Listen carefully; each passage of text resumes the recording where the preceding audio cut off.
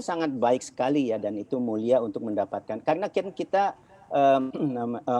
kebutuhannya meningkat terus, produksinya turun. Gimana caranya supaya produksi ini nggak turun? Ya eksplorasi mesti digalakan, sektor hulunya diberi pemanis yang tadi Bapak bilang itu, sehingga kita menjadi tujuan investasi dibandingkan kepada negara-negara lain yang juga melakukan hal yang sama. Negara lain itu nggak tidur loh, negara lain itu melakukan hal yang sama dan mereka berlomba-lomba memberikan insentif.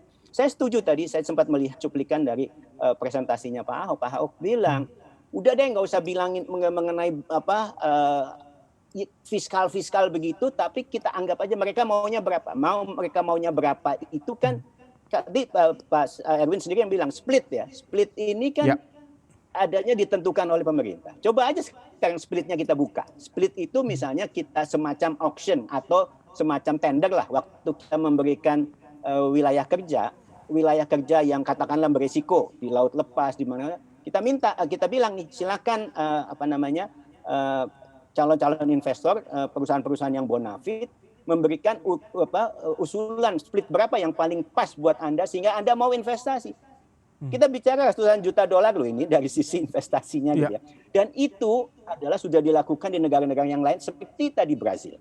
Kalau udah sukses Pak Erwin, udah sukses nih, nemu nih besar nih, 200.000, sekarang 700 berapa gitu ya, 250.000, 300.000 itu kan satu cepu aja udah segitu dapatnya gitu ya. Jadi kalau kita ketemu lagi satu Banyu Urip, satu cepu, dapat tuh 200-300 ribuan gitu ya. Tapi tempatnya nggak bisa di tempat yang itu aja, harus di tempat frontier. Dan itu kan harus dalam bentuk dikasih insentif. Insentifnya yang bisa bilang bahwa insentif sekian yang worth it buat saya supaya masuk ke Indonesia, itu kan investor. Kalau kita kasih bilang investor, ya udah nggak, bukan lagi 85-15, 70-30 apapun juga. Name your split. Misalnya untuk yang bonafit itu kita adu gitu ya. Kalau dari sisi mereka bilang yang paling bagus memberikan splitnya ke maksudnya yang paling kecil buat mereka gitu ya, paling besar buat negaranya mana, itu kita pilih. Oh mereka yang jalanin aja. Nanti kalau udah ketemu orang kan berbondong-bondong lagi tuh mau masuk. Begitu berbondong-bondong lagi mau masuk, baru kita bisa bilang, splitnya yang kemarin itu kegedean buat Anda, kecilin dikit lah buat Anda sehingga pemerintahnya lebih besar. Itu pasti mau orang karena udah nemu, udah ada bukti. Kalau sekarang belum ada buktinya, belum ketemu, ya orang gimana dong gitu loh. Jadi persis Brasil itu yang tadinya net oil importer sekarang sudah jadi net exporter. Kan kita maunya seperti itu. Kalau kita bisa nemu 1 juta barrel lagi aja, jadi bukan hanya sekitar 300 ya, bukan jadi 1 juta, jadi 1,7 gitu.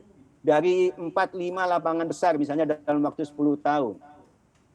Kan 1 juta barrel itu nggak ada apa-apanya yang jadi tujuan itu. Jadi yang menjadi kunci adalah big discovery, giant discovery. Giant discovery ini nggak bisa di-increase gitu insentifnya, mesti sekalian gede. Ini jawaban gitu pertanyaan Anda menarik sekali Pak. Gitu. 1 juta barel ini nggak ada apa-apanya selama kita tadi term and condition apply ya, ada giant recovery di sana. Sambil kita tunggu Pak, karena waktunya juga di 2030.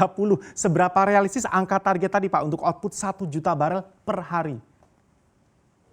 Kalau dari lapangan yang ada, forget it, nggak mungkin Pak. Mau EOR, mau apa segala macam nggak mungkin. Yang bisa itu hanya kalau dapat penemuan giant eksplorasi yang besar, giant discovery. Dan giant discovery cepu ya, cepu kan 230 gitu ya. Dapat 5 cepu kan 1 juta Pak. Baik, jadi kalau kita dari boleh bermimpi tadi 1 juta barel per hari dan kita banyak gunakan. Install aplikasi kami CNBC Indonesia di Google Play Store dan App Store untuk mengikuti perkembangan terkini berita bisnis dan ekonomi.